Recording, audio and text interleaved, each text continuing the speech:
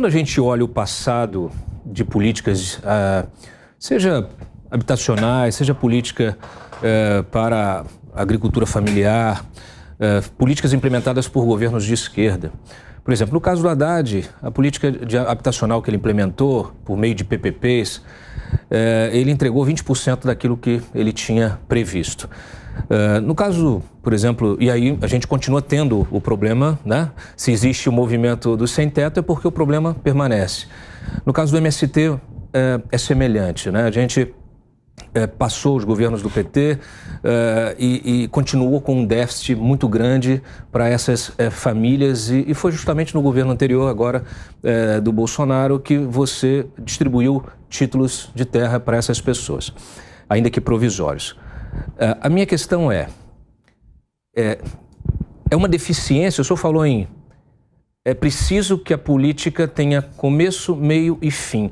Está faltando fechar esse ciclo, porque o que justifica a manutenção desses miseráveis, às vezes fica parecendo que é preciso que eles existam para que permaneça válido o discurso de defesa desses mesmos miseráveis. O que está faltando? Dantas, primeiro falta responsabilidade de Estado e não só de governo. Nós tivemos programas sociais que vinham tendo êxitos, e aí é olhar indicadores, dados, né?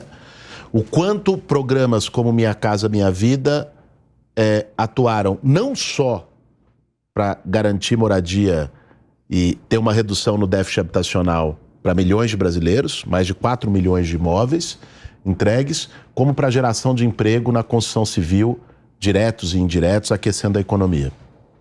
Esse programa foi descontinuado integralmente pelo governo Bolsonaro, que você se referiu. Bolsonaro acabou com ele, criou um Casa Verde Amarela, que não teve casa alguma, só produziu, não foi um programa social, foi financiamento imobiliário, crédito imobiliário para famílias de renda média, que também precisam. Mas 93% do déficit habitacional brasileiro são famílias que ganham menos de 3 salários mínimos. E você precisa ter um foco. Quando você tem a descontinuidade de uma política, você tem a descontinuidade de um indicador, as coisas pioram, é natural. Você tinha programas de combate à fome, como era o PAA, o Programa de Aquisição de Alimentos, que eu fui o relator no Congresso da recriação dele esse ano. O PAA era um programa de fomento à agricultura familiar. O PAA foi cortado já no governo Temer. Sim. E depois encerrado no governo Bolsonaro. O que aconteceu? Aumentou a fome e a miséria no campo e os dados voltaram, porque a política é dinâmica. O que eu acho que falta muito no Brasil é você consagrar políticas que deram certo como políticas de Estado e não de governo.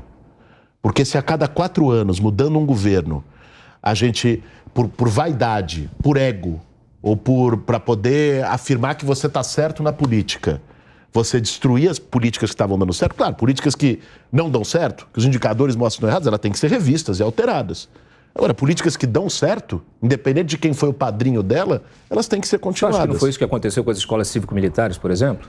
Não acho, porque eu não acho ela como professor, te digo, e como pai de alunas, te digo, mas teve que eu não acho uma política adequada. Teve diagnóstico suficiente para se tomar uma decisão ou foi uma coisa muito... Veja, é que aí você tem uma questão que é de concepção, é de conceito, né? O conceito é o seguinte, qual é o papel da educação? A educação tem o papel de simplesmente disciplinar jovens e formar parafusos e engrenagens para o mercado de trabalho, ou a educação tem o papel de formar sujeitos críticos a respeito do seu meio, do seu mundo, da sua realidade, conectados com a diversidade e os problemas do mundo? Mas o senhor sabe que essas escolas, na verdade, elas só tinham a presença militar para garantir a segurança dos alunos, não tinha ensino militar. Não, elas tinham currículo militar, parte delas tinham. Aí são as escolas militares. As cívico-militares não, elas têm a presença não, você teve segurança. Segurança, bom. Justamente para alunos. Eu me lembro de vídeos nas escolas cívico-militares de jovens sendo constrangidos, vídeos que viralizaram, foram para a imprensa e tal, de jovens sendo constrangidos por militares, de jovens. Essas foram algumas das razões. Acho que hoje nós temos uma coisa que é extraordinária, né? Que, vamos dizer assim, é a dor e a delícia dos tempos contemporâneos, se chama Google. Então, é o seguinte, a gente não tem o direito de falar besteiras em verdade, porque quem está ali assistindo vai meter o Google e falar, tá errado. Então eu peço às pessoas, vejam lá todas as críticas, inclusive que gerou abertura de procedimentos investigativos sobre escolas cívico-militares pela forma de tratamento que era dada aos alunos.